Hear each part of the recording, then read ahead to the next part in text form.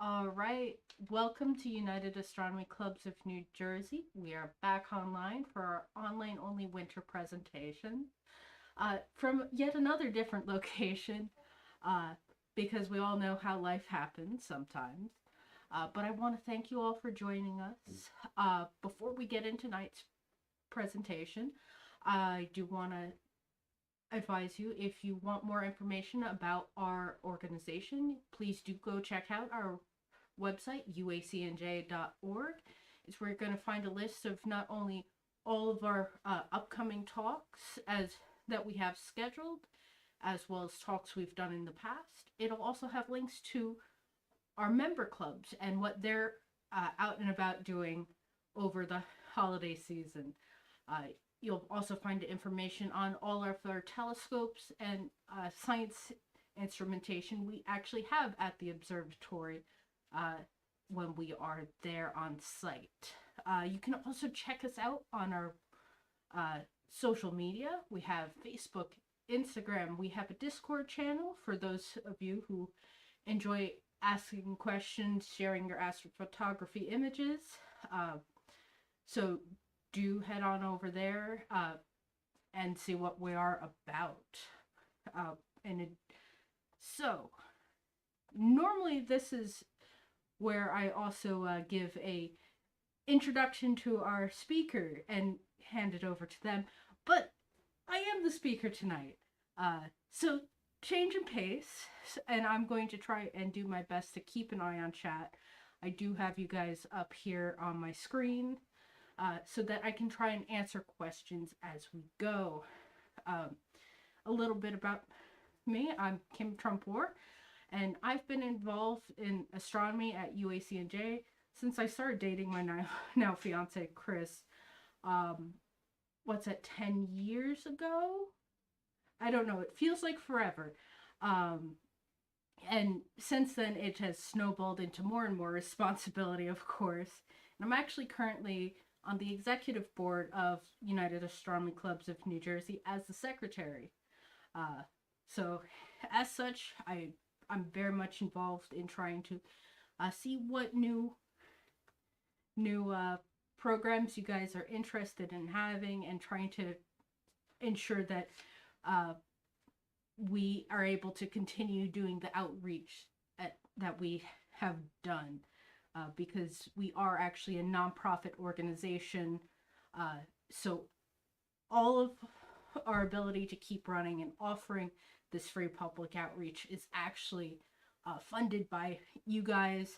Even, I know it seems silly, even if you're just hitting those like and subscribe buttons on YouTube and Twitch and following us, it does actually mean that we are getting out there, and it means oftentimes that we can pay the bills and make sure we can function as a club. So with that tonight's program, I just is about learning to identify some of the objects in the night sky. So I have a quote here, and I don't know where it came from. It definitely came from someone somewhere much smarter than me, and anything can be a UFO if you are bad enough at identifying flying objects. And much like anyone starting their journey, I started out not being able to identify much in the night sky. So we all start somewhere, and we all start pretty bad at identifying those flying objects in the sky, or just stationary objects, or stationary to us objects in the sky. Most people don't go out and practice a lot about identifying the objects they see in the sky. So, one interesting thing, we do actually try and answer any emails that come into our inbox as at the club, and we get a lot of, hey, what is this thing that I'm seeing? And a lot of times it'll be like the planet Venus, the Pleiadian star cluster, and Starlink, because it's while Starlink, for example, has been a more common occurrence, it's not. It's rare that a lot of people have seen it by now. That being said, this presentation is not necessarily meant as a comprehensive guide to identifying everything there is to see in the night sky or the sky in general, but rather actually a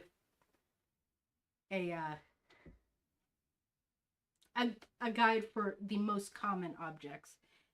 And yes, we did in fact get a spike in the last few weeks of emails to our inbox and messages through our social medias that asking, "Hey, what's this?" And we're going to try and go through not necessarily their exact questions, because we do try and protect people's privacy, but we are going to try and go over some of that. That also being said, identifying objects in the sky is not my day job. So there are many things I have yet to learn that I will eventually learn and that I may never learn. So what I'm going to try and do is give you the tools that, at least if you're looking to identify an object, you can definitely start your list of, hey, I've looked at this and gone through and been able to go, I've definitely checked off it's not this, that, and the other thing, and try and get you those objects. And one thing to keep in mind, not all unidentified objects might be possible to be identified, depending on where you're seeing them. And again, these are some of the factors. You could have weather conditions that are just not good for us seeing. They'll obscure part of the constellation or part of what you're seeing. Fog, clouds, planes, all can affect what you're seeing. Also, scale is very difficult to tell, especially when you get into much larger distances. I believe I had seen, because I tried to look this up and I don't remember the exact figure, that the human eye really can only correctly or more accurately judge a scale of an object up to about 18 foot away. So unfortunately past that, things start looking a little the same, and we rely a bit more on our pattern recognition. You know, if you're seeing an object through a camera, or your neighbor has given you a photo of what they took, and that photo or video is very blurry and out of focus, you might be able to say, yes, that is a blur on a video. I cannot identify that object. So that's something that may mean you cannot identify. And then one of the less likely ones, it's a new object that no one has positively identified yet. And eventually, those do happen. Let's face it, there are always new technology advances. Advancing slides? No. Okay. I am not advancing the slides. You know, there are always new technology advances. There's always that person who tinkers in their backyard and builds the latest, greatest flying machine or whatnot. So I can't always say you're going to be able to identify. What kind of inspired me to do this talk is because one of the astronomy chats I'm in came up with the image that you're now seeing, which is a lovely flow chart. And I'm like, okay, as much... Is the slide not advancing on your screen? Hi, Misadventures. 1 second, we're just trying to figure out why the slide is not advancing. because you too should be able to see what is on the screen. And I don't want to. I don't want you guys to miss the screen because I'm not going to be able to. Okay, so you're back. You can see. Yay! There we go. So I saw this image. I thought it was kind of funny, but then I realized, especially with the news being the way it is lately, that perhaps it was time for me to make a presentation to try and help some people, because if I start misidentifying things or I can't identify some things, I have places I look for greater wisdom, and I want to give those to you guys. Right, so we're going to go over our usual suspects. The sun, the moon, the stars, planets, meteorites, comets, and of course, man-made objects. They're going to be the most common things you see. But of course, there's always going to be ones I don't mention because I am not a limitless bounty of knowledge. First off, I don't necessarily need to read the slide. I thought the rhymes were funny. But the sun and moon are two of sources of light down here on Earth that I think most people can identify. You should not look directly at the sun, please. We like to preserve our natural eyesight. You don't want to, and of course you have the moon, which also is a very bright object in the sky, although it does not produce its own light. It reflects the sun's light back at us, and that amount of light can change depending on what phase it's in and where it is orbiting us. We also have the stars and planets. I group these because they're really similar in ways where with your unaided eye, they can appear to be the same thing. One of the difference being, while stars are not stationary in the sky, because as the Earth rotates, they do appear to track across the sky. They appear in a fixed position relative to each other. So anywhere on Earth that you can see Orion or the Big Dipper, it's gonna look pretty much like Orion or the Big Dipper, and those are two separate constellations. So because these stars are very far away, again, they appear like pinpoints of light. Planets, however, they're much closer, although still exceedingly far away. When you observe them actually through binoculars or a telescope, instead of remaining that pinpoint of light that stars stay, you can actually resolve them into a disk, and depending on how good of binoculars or telescope you have, you can actually start seeing features on the surface of these planets. Famously, for example, we were seeing land formations on Mars that, when viewed in not great optics, looked like faces. Thanks to the human's ability to pattern recognize, just like when we all look at an outlet and just see the screaming face. Our brains are actually programmed to pattern match like that. Some commonly misidentified stars and planets, these celestial objects. And I know the jokes on your screen may actually seem a bit harsh, but it is, I do try and deal with topics with some amount of humor and levity.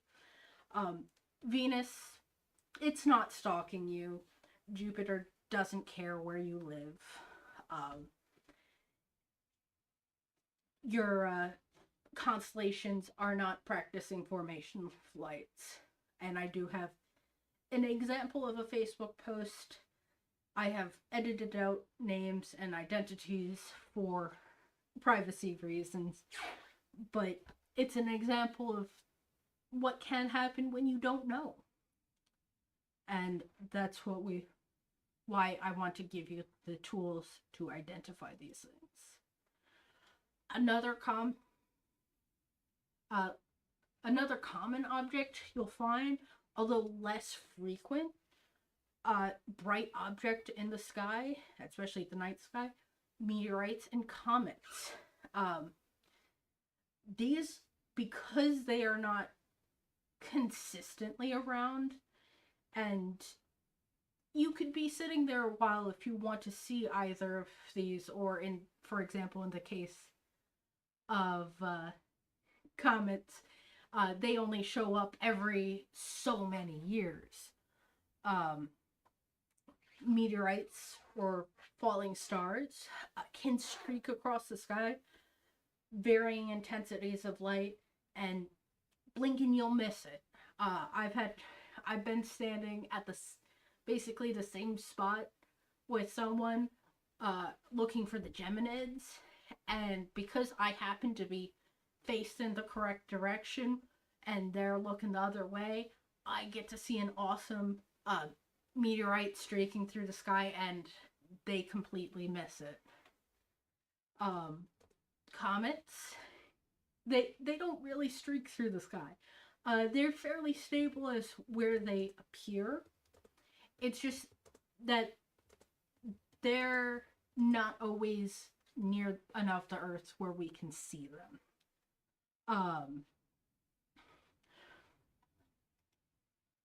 So, speaking of these natural objects, how do I start ruling out that what I'm seeing is one of these objects?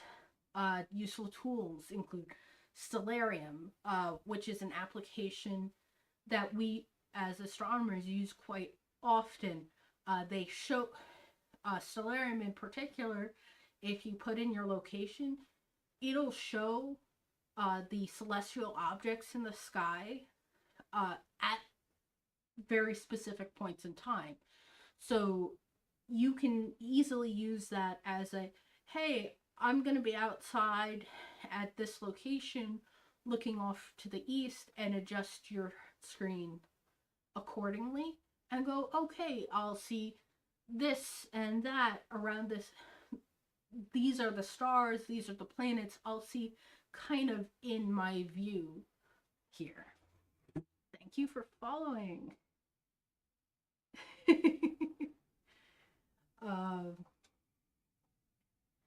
Yes, it is neat that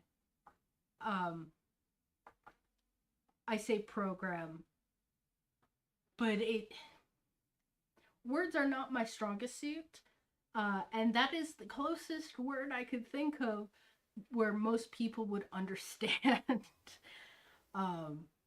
This is why I never went into the hobby of writing. And while we are not a computer in the sense of a computer that we know, we are kind of a goo with a calcified structure protecting it in a meat suit, performing very advanced calculations. But back on topic, another possibly more portable option to stellarium, because while actually I think, yes, stellarium now has a phone app as well, but many people who use stellarium, it's on their computer and a website. Um, there are also other phone apps, great portable options for, hey, what's a more recent example? What's the really bright red dude that's kind of under the moon right now? You pull up your app, Sky Safari, Skyview, or Stellarium, point it in the correct direction, and go, ah, yes, that is Mars. Uh, and I say that because my sister had actually that asked me, hey, what was that bright red object under the moon recently? So great options. There's also other websites that will give you lists of uh, regular phenomena. You should feel a little called out, Epona. um, but you're my little sister, so I get to pick on you just a little bit. There are other websites, seasky.org, space.com, skyandtelescope.org. These are all sites that specialize in astronomy and often will put out different articles like what's going on in the month. Seasky.org I usually go to get a list of uh, what dates exactly the meteor showers, or if there are any comets that are going to be visible that I could possibly see. And now we're going to get into some man-made objects. And like I said, you guys in chat, feel free to ask questions as you go along. I will try and answer them. Let's see, dances. Most people describe it that way because computers are so ubiquitous. 100 years ago, we would use analogies. This is true. We often use analogies to what people know because the point is going to be lost if there is not some common ground that we can both reach. And of course, I've given you here on this slide examples of some man-made objects. So, satellites and the ISS. If you're just standing around viewing the night sky, how are you gonna know if an object is a satellite or the ISS? These objects are not quite as quick as like a meteorite where it's just quick and gone. They're kind of just comfortably cruising across the sky. So you can see movement. The thing with them is they're often moving at a rate because in reality they're moving at thousands of miles per hour. I don't know exact numbers. Rocket science and the related science of putting things and keeping things in orbit is a bit beyond any pay grade I have ever worked. But they're moving at a clip, and because they're moving so fast, it does make it harder to track with binoculars, telescopes, or cameras that a normal hobbyist would have. I'm not saying it's impossible, it's just harder. A clue that they might be a satellite or the ISS is they follow straight line paths, or relatively straight. Earth is round, they go around the Earth, therefore the path is always curved. But that's beyond that. A great thing about the ISS is it has a website you can actually go to see when and if that will be passing over. There's a lot more satellites out. Let's face it, it seems every other week we get another Starlink satellite cluster going up. And if the US is doing it, other countries are sending up other satellites as well. So, oh yes, my sister actually looked it up. The International Space Station orbits at 17,500 miles per hour approximately. Um, so they're moving. Uh, it just appears slower to us than that because we are far away. They are traveling 10 times. Yes, that is 10 times faster than a rifle bullet.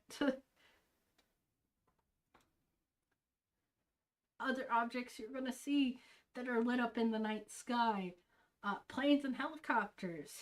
Um, so in. Uh oh. Did you guys freeze? No, you're good. Okay. Um,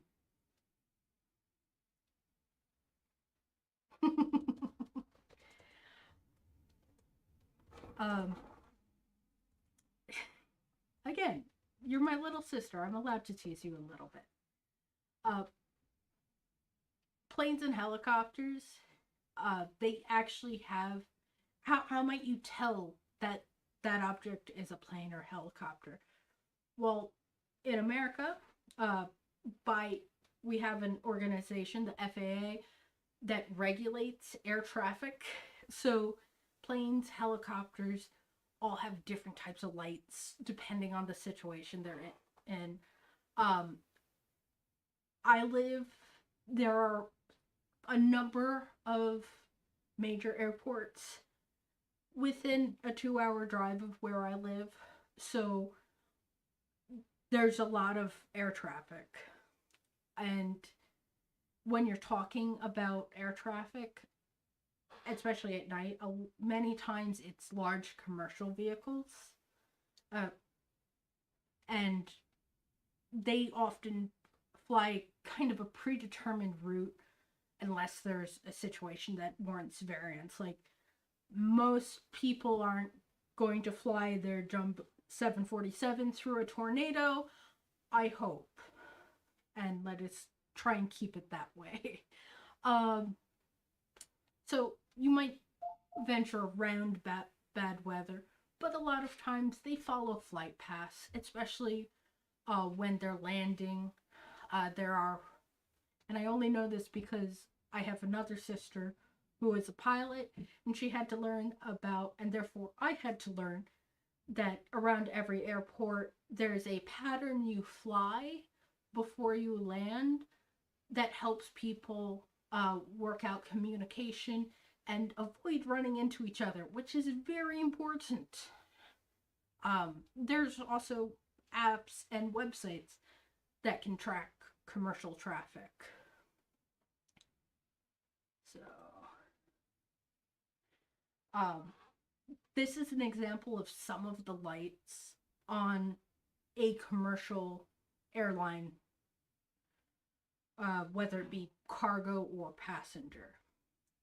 And my fiance Chris actually, well, that's gone to the ether. Printed a 3D model for me to use, where off, and he didn't get to installing lights, um, but they often have different points illuminated. So you might be able to tell not only what direction it's flying in, but what it's actively trying to do at the moment. So usually wingtips, tail, and nose cone are often lit at different points with different lights. I believe, for example, the red and green lights help orient. Like, if you saw it at night as another plane and you wanted to avoid it, you would be able to tell if the plane is flying the same direction you are or coming at you. And that's why there are different colored lights there. One thing to notice about any plane is that as the plane is flying, the lights you're going to see actually change depending on what orientation it is to you. So while face on, yeah, you can kind of see it a little better when it's backlit by when the white plane is against the dark background of my shirt. So head on, you might see the red and green wingtip lights as well as the front light, and you're going to get the blinkers on either side. However, when you turn sideways, when it is going past you, you might only see a couple of the lights. You might not be able to see the forewing to you. That being said, again, there's also lights they only turn on in certain situations, such as when they're landing or taking off. And I did try and give you an illustration on this slide to some of those. So I'm gonna put this down someplace where, yes, oh, you can take that. Another thing to note about any planes you see is many of them are cruising a lot higher and a lot faster than we think.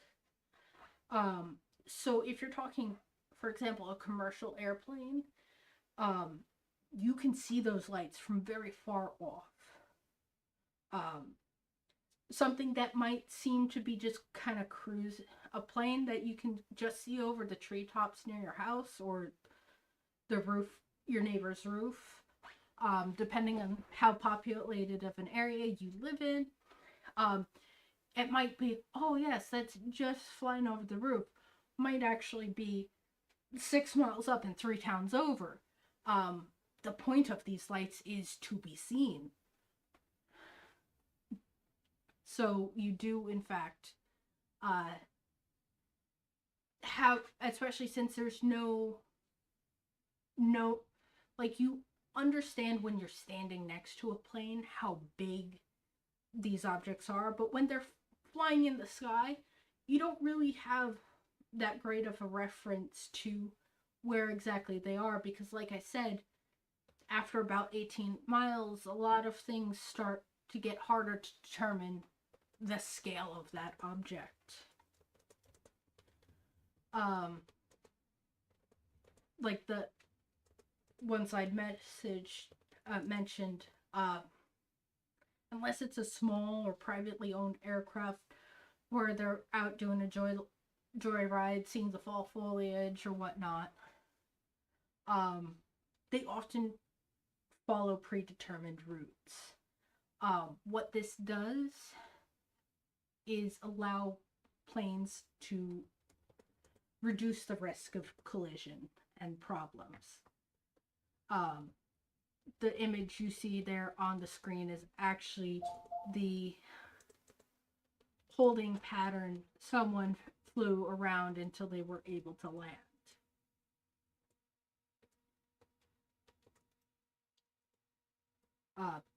Great news, there are websites and apps that often track commercial traffic. One thing to be aware of, though, like I said, scale is difficult to judge far away. So something that seems like, oh man, this should be like right here. If you have your map zoomed in too close, it might not populate on the radar. Excellent example. Looked up into in the sky the other day, during the day actually, and noticed there were a lot of jets circling around. And we're like, well, if they're all in the holding pattern for one of the airports, and there's this many of them, there must be a problem.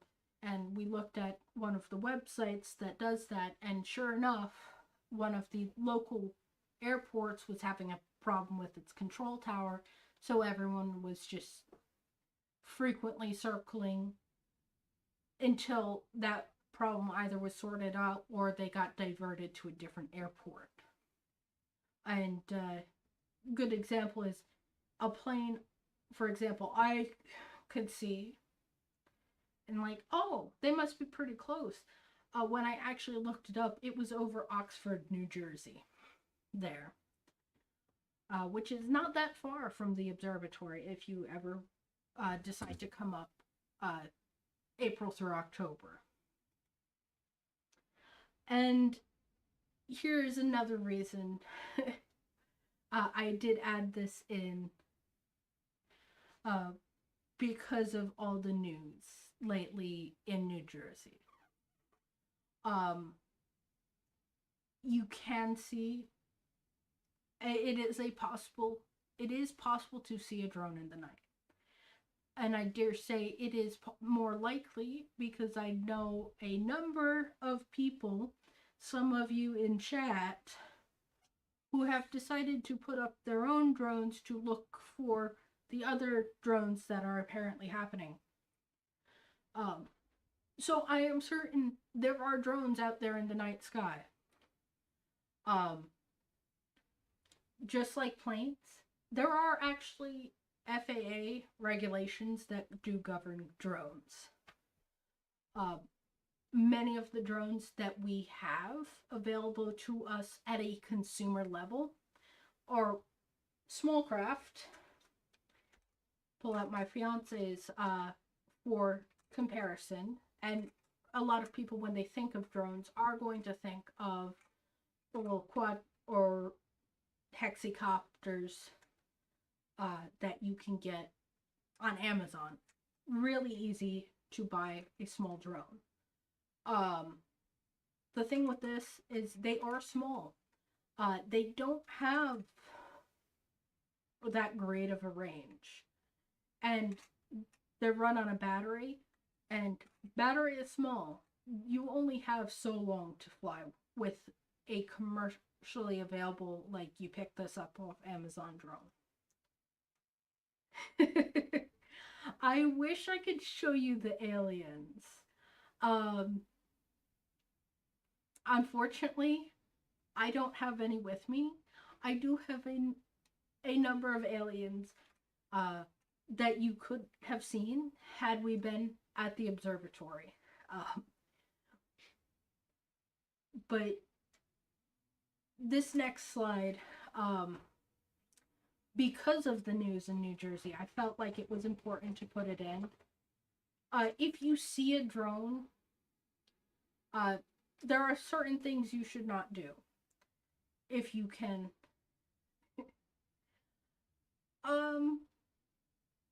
That's one way to put it. But let's face it, America is actually a largely immigrant population, and while I know my family has been here for several generations now, at one point we were immigrants, so I'm not going to judge anyone who wants to come into America. I just hope they do it legally. But my political feelings are, again, are my own and not indicative of the organ of UACNJ. A couple things I should, getting back on track.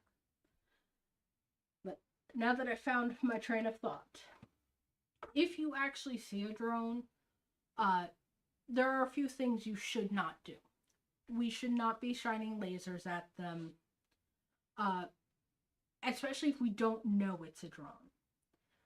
This is because if it is a plane, there is a high potential you blind the pilot, and it's actually a federal offense, and you can be found and held liable and get in trouble, especially if damage or a crash occurs because of it.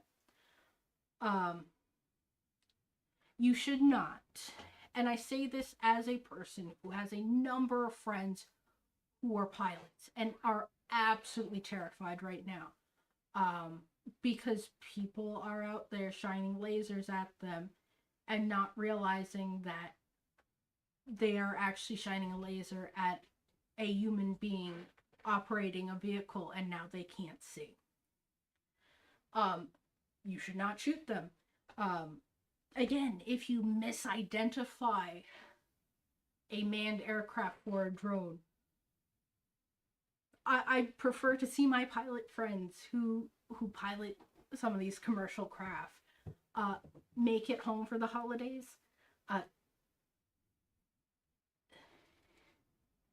That's the thing. Some of them have taken to trying to get pictures of where the laser is coming from. That's why I said they can figure out about where you were. There are ways where, if they're not blinded, that they can actually find you if you are shining lasers at planes. Don't do it. It's dangerous. Not only for the consequences for you, but it could endanger other people's lives and livelihood. If you do see a drone, things you should do. A lot of times, the drones that we see commercially available, you'll hear, and it has that high-pitched whir. See if the person controlling it is nearby, and ask them what they're doing. There are many reasons. I know, not gonna lie, we had my friend fly over the roof after a storm to see that all the roof tiles were intact. Drones are useful tools. And sometimes the intent is not malicious. That being said, if it is being a nuisance and not following regulations, and I don't know all the regulations because I don't fly drones, do contact the authorities, and specifically the FAA, because they have ability to not only handle that situation, but hopefully get it to stop, especially if you know it's a drone and can say, hey, it's this person who's doing it.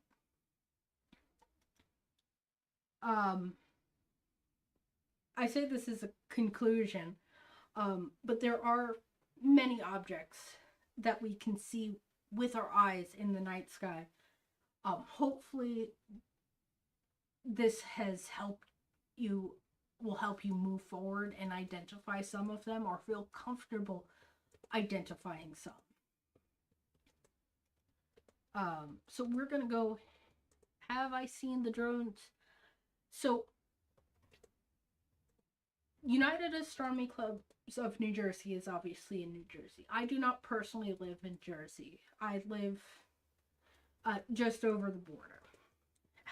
And I've been curious, not gonna lie. And while I haven't gone to some of the more frequent places that are having these reports, I have gone outside, because if it is a drone, it should, maybe I'll see one. But I have not personally been able to find any drones besides the one my friend used. That being said, a lot of what I've identified in the night sky has been planes and such.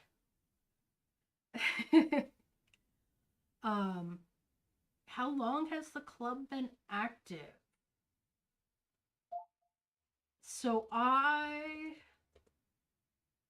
know this, and had you not asked me, I would have been able to tell you. On the bright side, one thing I can do is go onto our website, which tells me this information. So the club itself was formed in 1988, and it was formed as a networking group for New Jersey area amateur astronomy clubs. I think we've been doing the free public programs since about, yes, it says here on the website, 1994.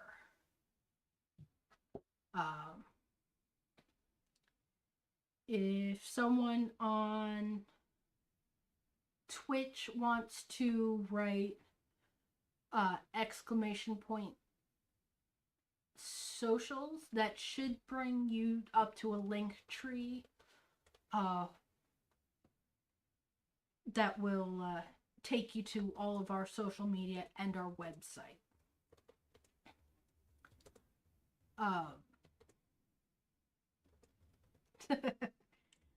Yeah, birds are actually a thing you can see. Bats. They usually don't put off lights.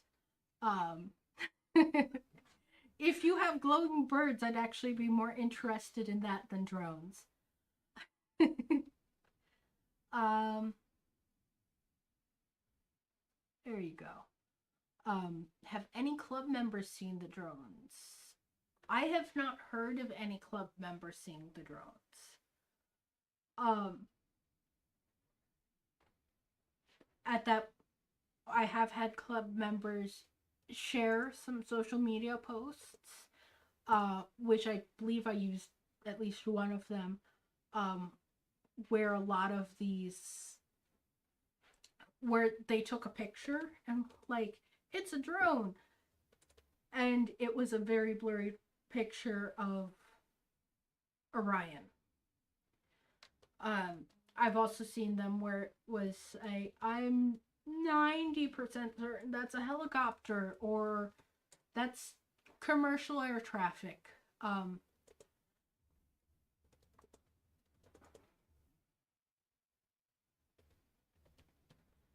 So, technically, because UACNJ is a club made up of other clubs, we don't have many members. I'd love to see the number of clubs who join UACNJ grow. What Red Dog is saying is there are about 60 some volunteers who help come out during public nights, help us run these programs, help go do outreach.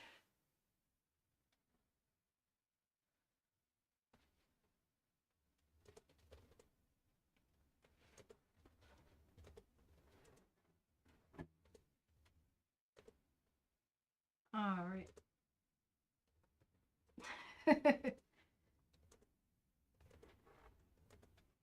Okay.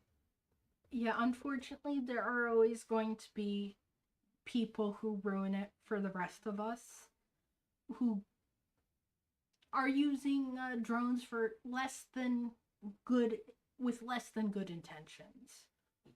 Whether it just be buzzing the neighbor's dog repeatedly to drive it to a state of neuroses, or being a little too nosy through the second story window. And these are why laws and rules get made, unfortunately.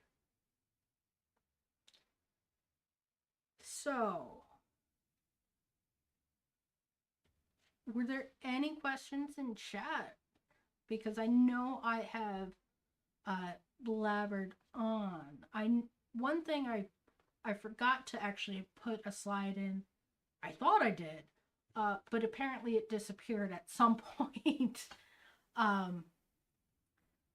One thing that can make finding objects or misidentifying objects hard is because it is phrasing. Like I said, our brains pattern match.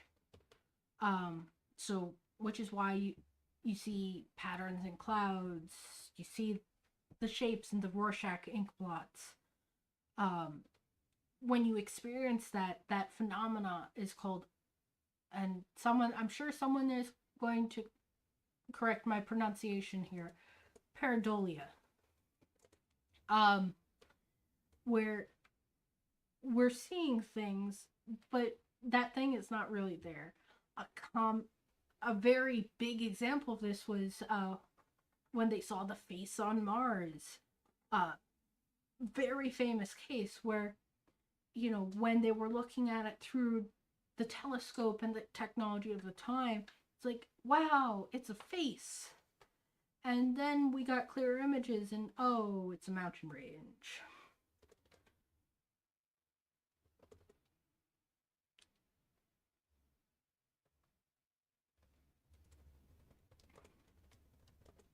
So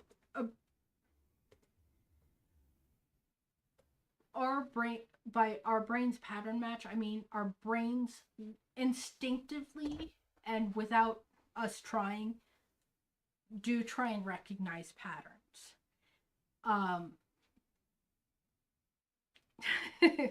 Yes, this is an office. I have commandeered an office to have this stream in.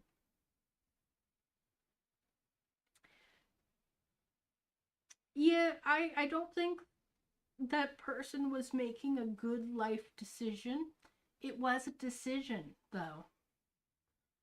Not one I would have made. Um, but yeah, there's also another word, and I'm gonna type it here in chat. Uh, the when people see things that aren't there or mistake common objects, that phenomena is called apophenia. Again, I'm sure someone's gonna correct my pronunciation here. Let me type it in chat for you.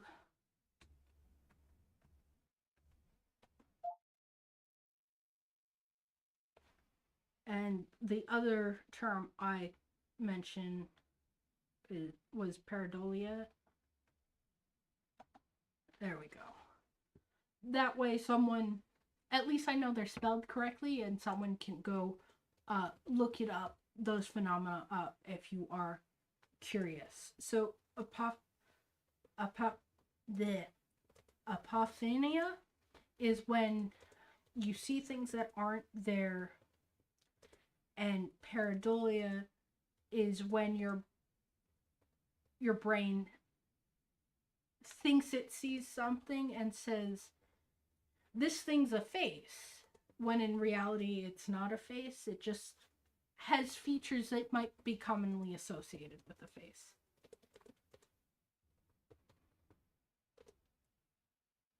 Apophenia. Thank you. No, not like schizophrenia.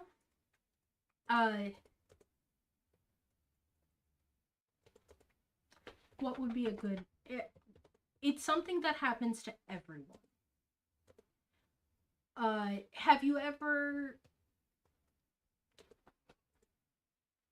walked into a room that has a coat rack with a couple coats on it and jumped because you think you see a shadowy figure in the corner, and then you turn the lights on and realize you just jumped and swore at a coat rack with a bunch of coats? Don't know about you, but that's happened to me. I thought it was Slenderman coming to get me, or some shadowy figure out for no good, that upon shining some light on it, went, ah, yes, I am scared of my own shadows.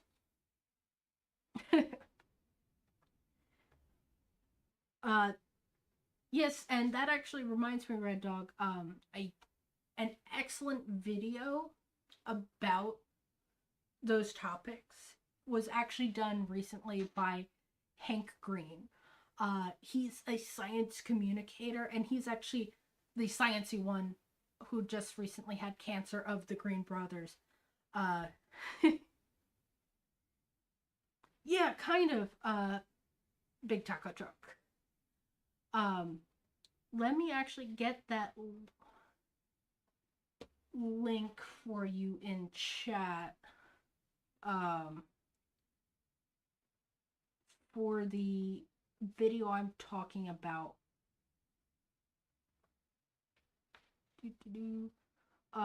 Because he put out a video, and I watched it. I did some research which is why I put together this.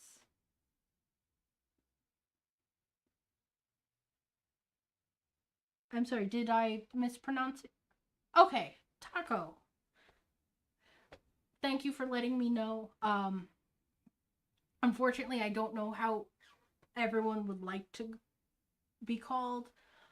My first attempt is always going to be the name I see, but thank you for correcting me and letting me know. I will try and remember for the future. So, but I'm gonna get you this link. Oh, Red Dog beat me to it. Of course he did.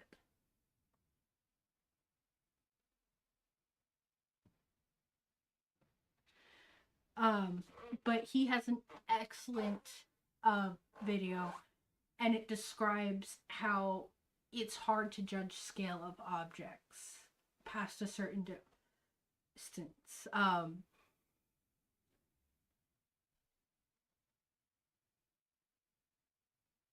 Yes, that is an excellent example, Epona, uh, where you're like, I got a potato chip that looks like Elvis. um, let's see. So I know I've tried to answer questions as we've gone along. Were there any questions that I didn't answer?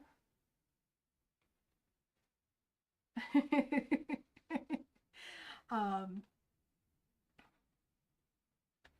I want to thank you all for joining in here. I know there's a lot of newcomers. I try not to call people out of lurk, but I do thank you for joining us.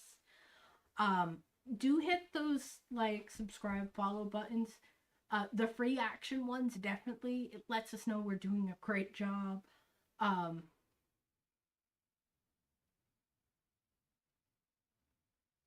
do I have any questions that I'd like to ask chat? Huh. Do any of you guys, um, what brought you to this particular nook of the internet? Um, to I know a number of you have joined in, trying from different social media pages. Um, but is there any specific reason you were joining in here, or uh, are there any topics you guys would like to see? Because I know, while winter is a little more relaxed, where we have some reruns interspersed with our live presentations, just to give our volunteers a little bit of a break, because going every Saturday can it's a lot of work. But yeah, do hit those like, follow, subscribe buttons. Free action. If you do feel like supporting us, let's see, where is it? We got our website here.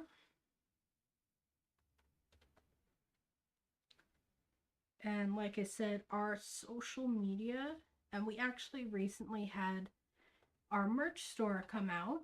Uh, it's a little late to get stuff shipped in time for the holidays, but belated gifts are always nice.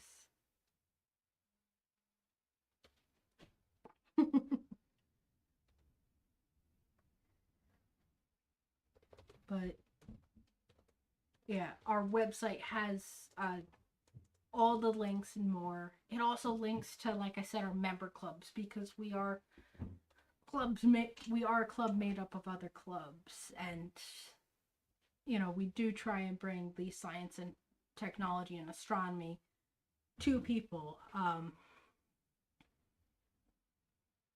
I believe our next Saturday we'll be doing a rerun. I forget what talk. Next Saturday is the first Saturday of January.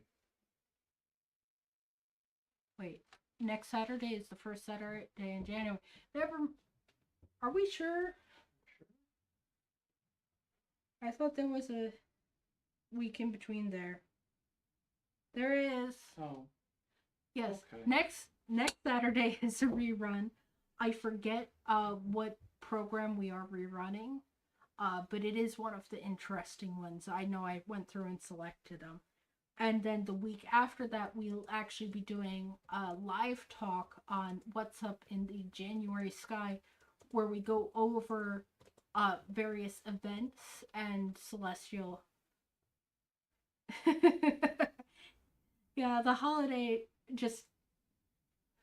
Let's completely skip over that. Doesn't exist.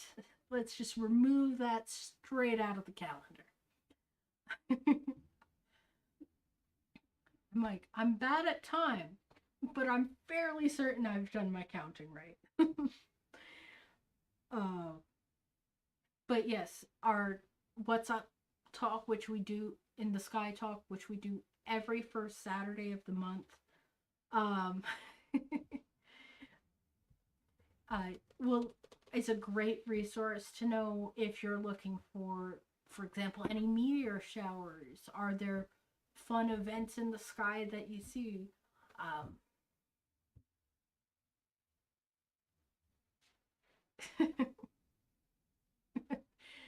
uh, that's also kind of why I plan to rerun next week, so that I don't have to worry about being publicly presentable, and can just monitor chat.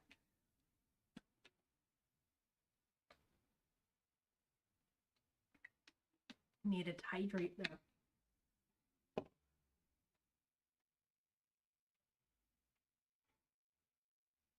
All right. While I'm thinking of it, there is uh, some of the resources I had mentioned um, for learning what's going on in the night sky as far as stars, constellations, are websites like Sky and Telescope. And so you should be able to see that there. Perfect. Um, they put out weekly updates on, what you might see that week. Um, the other resource, like I said, Stellarium, excellent program. A lot of our astronomers use it, and it's very useful uh, because once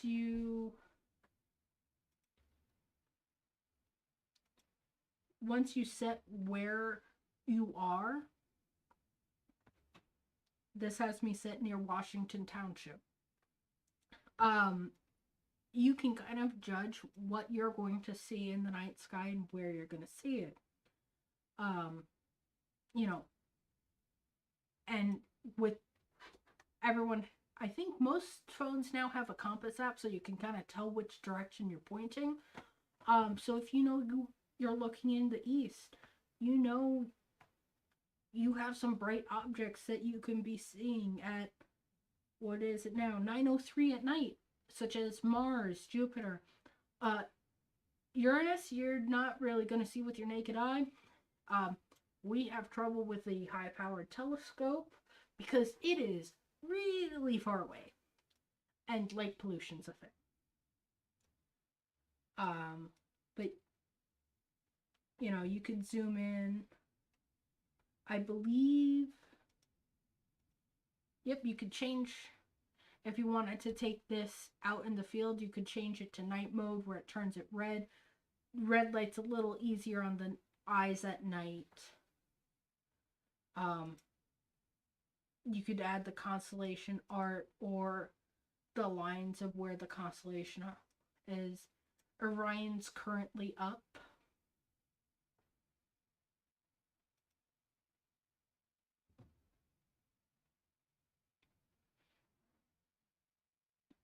But you can play around with the settings. You can I already know what the night sky looks like now. I want to know what it will look like at 5 in the morning and realize Orion's just setting over the thing. Oh, Jupiter's still up. Uh, Mars is nowhere. No, Mars is high in the sky at that point. You know, you can see where the moon should be relative to everything. And it also will give you information if you click on the object. Yes, the constellation art in it is a bit extra. Um, the fun thing about the constellation art, though, is I believe you can also change it so it's not only the 88 recognized constellations, but what the constellations are for different, like the Chinese constellations, what they might be, um, what the original it or what astronomers in India called the constellations way back when. I believe those have the yeah. And like I said, of course, there's always YouTube. With that, like I said, Red Dog linked it earlier with the YouTube video of Hank Green giving a very good explanation on on some of those phenomena that make it hard to understand what we're looking at. That's not it.